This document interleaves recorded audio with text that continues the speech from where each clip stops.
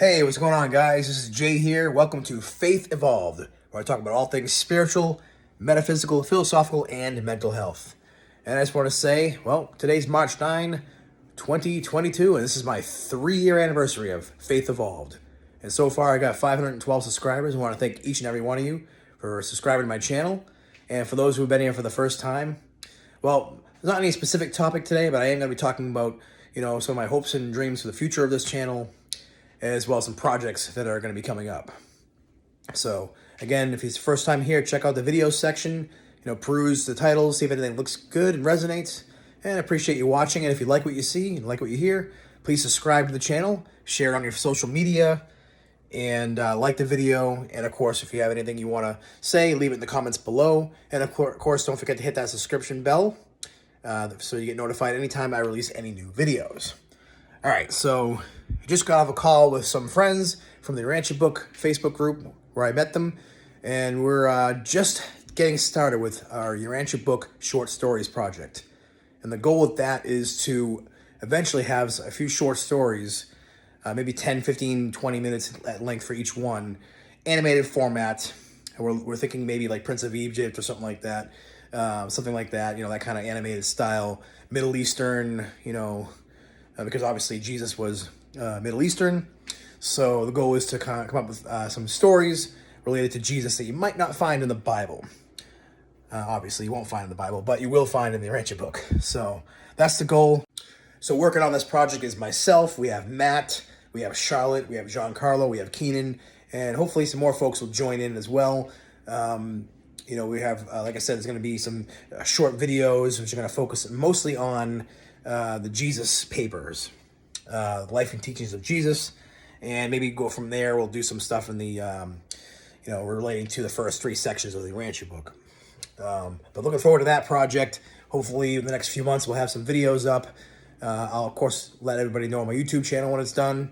Maybe we'll have another YouTube channel or Vimeo. We'll share it anywhere we can because we want to get the message of the Urantia Book out. It's not necessarily to say, hey, we want you guys to, necessarily read the Urantia Book, although we know it's going to inspire people into it, but it's more about the message. It's more about the meanings and values being portrayed by the Urantia Book. That's the real revelation of it.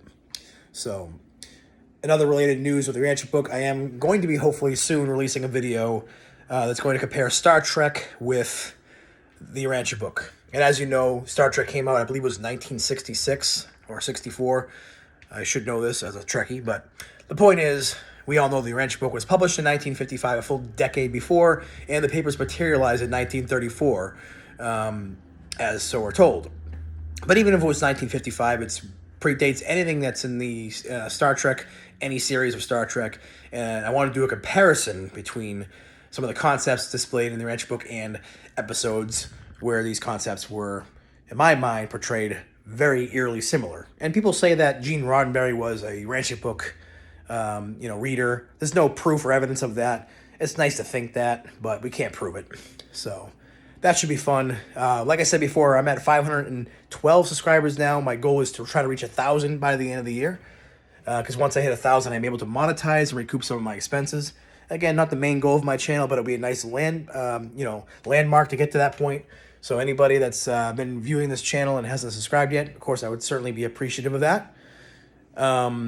Other than that, just chilling here in Virginia Beach. I don't really talk too much about my personal life here, but my goal is to buy a house by September. So right now I'm saving some money for that. And hopefully by then I'll be able to really focus on creating a better environment. Because as you know, typically I'm in my bedroom and you see my bed behind me. It's not, the most professional environment. So hitting 1,000 subscribers and monetizing the channel will help me invest in the channel as well. And I would like to, be able to interview people. I like to interview prominent Urantia Book readers, maybe Course in Miracles folks as well, other spiritual gurus, if you want to call them that. So I'm going to start doing some interviews soon. I'm really going to beef up this channel. I really think I have a lot to offer the spiritual community. Obviously, I'm a no-name guy right now. I don't claim to be a guru, but I do want to be the kind of guy that's able to kind of almost hold the spiritual community accountable. Not in the sense of like being critical, but there's a lot of fluff, there's a lot of woo out there, there's a lot of like, even taboo and like, and primitive like beliefs and stuff that even today, seem to get involved with spiritual concepts and spirituality. And I think it's, time for us to kind of become more, almost like logical in a sense of how we explain and portray spiritual values without mixing in primitive ideas and superstition and things like that. So I want to kind of bring that into the fray too, because again, I might be an INFJ, but when I'm at work, I'm an INTJ. I get right into, just tell me the facts. Don't give me a bunch of fluff. Don't give me your opinion. I want some hard evidence of like, for example, if someone's talking about, ghosts or something like that, oh, this is a haunted house, and I believe in the spiritual realm, but I don't believe that ghosts or spirits can, possess people. I don't believe that there are, departed relatives, for example, coming back to earth, and haunting or even speaking to us. And yet it's very prevalent in the spiritual community for these beliefs to be held. So I want to kind of get into those topics and really kind of, hone in on that and really try to expose, not in the sense of saying, oh, this is a bunch of lies, but really try to bring, more stability to people's minds, because there's so many different varying beliefs. And I think the goal in the end is spiritual unity, based on values, based on, logic as well. And that we're not just running around saying, oh, there's, these voodoo dolls can do this, or, oh, this person can, curse and blah, blah, blah. This is 2022. We're in a new age of enlightenment, I think. And people are starting to understand, and science is sometimes converging with spirituality and realizing that they don't have to be mutually exclusive.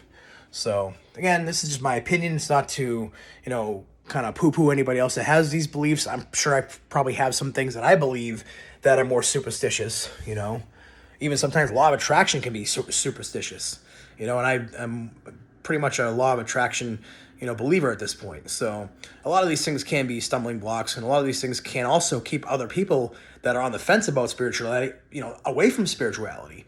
It can make people kind of like, second guess it, because, it's not so logical, not so scientific. It's more just, it's how I feel. It's how I'm feeling led by the Spirit. There needs to be, I think, a balance. So my goal, I guess, with all this rant, if you want to call it that, is to bring balance to the spiritual community. So anyways, thanks guys for watching. I'll be posting more videos soon. This is a quick, happy 3-year anniversary to Faith Evolved video, and I'll see you guys soon. God bless.